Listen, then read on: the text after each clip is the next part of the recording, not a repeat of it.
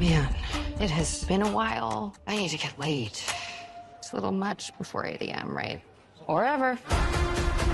How do you learn all the sentences from the medical journals that they are putting in you, because you're shooting them from your mouth like a gun, like. So I'm curious, how do you do it?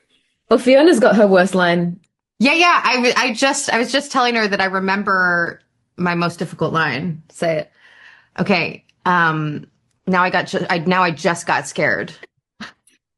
It's bad. Yeah. Wait, what's the word? Massive intrusion, I can't do it. Hold on. Rapid infuser, massive transfusion protocol, octiatribolus and drip, 80 pantoprazole and ceftriaxone. Perla, get Robbie in here. Yeah. Boom. And when she was doing it, one time she was so excited she got all the medical jargon out that instead of saying Perla, get Robbie, she said Robbie, get Robbie. It was like heartbreaking. She got all the medicine out. Tropazole and ceftriaxone. Robbie, get Robbie. And no, eyelid just broke. It was awesome. But is it like a nightmare that you wake up in the middle of the night and you start rehearsing? Oh my God. Yeah. And this season I've got a lot of like quick medical jargon, like where I'm competing with somebody to say it faster than him. Mm. And the adrenaline and like the way I got so stuttery sometimes, it was like heartbreaking. But I think for me, it's just like I have to, as soon as I get the script, I run it every single day. Yeah. If I go a day without touching a script, well, it's curtains. Yeah. I often find I can remember something better if I remember it the day before, sleep on it, and then each night of sleep is better. And for me, I say the medical jargon 40 times. 40 times. And I make little pencil notes, before to make sure I get to 40, and then I can like reliably say it. And the accent too, it's like a really it's a lot of medical jargon that's like medical jargon's really like consonant heavy. Very consonant heavy. And so you like for me, sometimes I've thought I've got a line down and then somebody's like, that's not how you say insulin. You're saying it wrong. And then we're just fucked. Also, heads up, doctors from different places have different ways of saying jargon, and then they disagree on set. So you're like, I don't know which way. I don't know. I want to ask you about your characters, because they change during the seasons.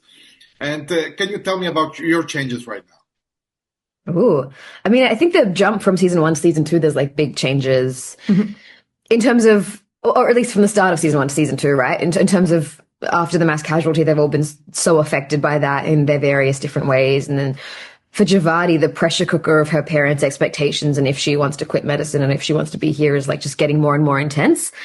But she's starting to be very competitive. And I think that competition makes her thinking, I want to stay there because somebody wants to have my position. It's an interesting thing what Ogilvy does to her brain, because I think she thinks of herself as very like, she's a nice person and she's a good person, and then this guy comes in and activates this part of her that's like, fuck you. and she gets really competitive and mean-spirited to him. And I think she's quite shocked by it also. Like, she just can't stop that impulse, I think, with him. And nobody else, with other people, she knows she doesn't need to be like a gunner. A gunner's like a med student who just wants to show off all the time. And like, she doesn't have that instinct. She can let Santos have the limelight. And if Whittaker gets asked a question, Whittaker can answer the question. And she's like, but with Ogilvy, she's like, nah, this man is not getting a word in. He is going to be taken down. Yeah. His days are numbered. And I think it's a testament to the writing to try to evolve somebody so much in one day, right? There's only so much that you can do and still make it realistic. And so I think it's nuanced for McKay, and it's more that between season 1 and season 2, she's been affected a lot. I think the difficulty of going through the mass casualty and seeing that much death has a real effect on everybody, like you said. But more it's seeing McKay in different situations. And I think we're different people in different contexts, actually. And so, you see these people go through what it is to experience, somebody their age dying in front of them, and what that brings up in terms of like self-reflection and what they want their life to look like when they're older, and what it is to see a child die, what it is to like help somebody who's flirting with you too. So it's more kind of, snippets of somebody's life that, it's a testament to the writing that is quite compelling. I feel like in this season is bolder. Like last season, we saw her with the child and with the naked bracelet and everything, and now she's like a more free spirit and she's more bolder in everything that she Yes, says. thank you.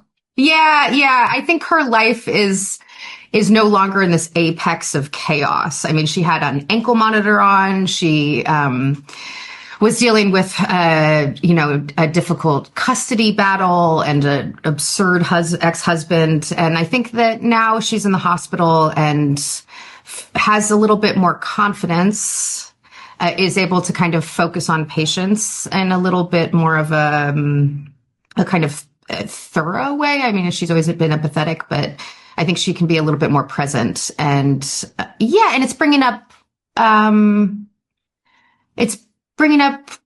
ideas of what might be missing in her life, I think is her journey this year. It's a little existential.